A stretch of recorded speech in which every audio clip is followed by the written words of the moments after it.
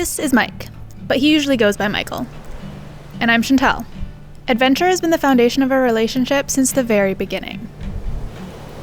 On our first date, we went mountain biking at a local trail, and 3 days later we drove to Kamloops just for the day so Michael could pick up a bike rack. Not long after that, we spent a week car camping in Golden, then drove through the Rockies only to hike back through them, exploring the backcountry for 5 whole days. Let me tell you, we very quickly found out whether or not we'd get along. Since then, our relationship has been full of adrenaline-filled adventures, international travel, and lots of road trips. But now we want to take you along for the journey. So join us as we share our passion for exploring this beautiful world while we experience tons of new things, places, and cultures. Welcome to the story of Mike and Chantal.